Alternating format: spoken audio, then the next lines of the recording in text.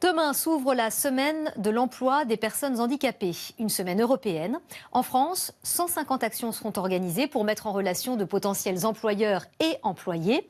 Et nous avons rencontré une jeune femme à la tête d'un atelier de confection de sacs qui a choisi de s'entourer de handicapés. Loïc Pertuiset et Julie Calderon. C'est dans cet atelier en banlieue parisienne que naissent les sacs Marly, des cabas confectionnés à partir de tissus recyclés de grandes marques. Mais derrière ce projet existe bel et bien une démarche solidaire et citoyenne. Car ici, les petites mains des sacs Marly sont des personnes en situation de handicap.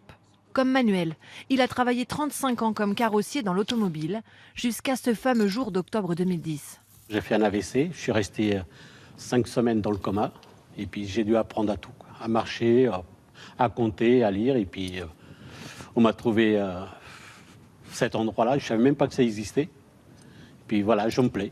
Ici, je travaille doucement, à mon rythme.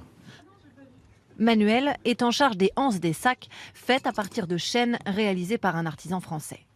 C'est dans cette ESAT, une structure publique qui aide les personnes en situation de handicap à s'insérer, qu'Amélie Prêtre a installé son atelier.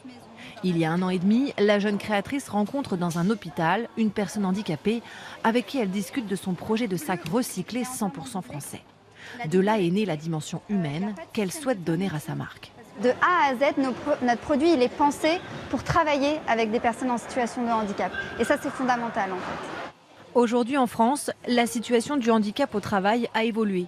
Les entreprises privées de plus de 20 salariés ont l'obligation d'embaucher 6% de travailleurs handicapés et pourtant, seulement 3% sont recensés.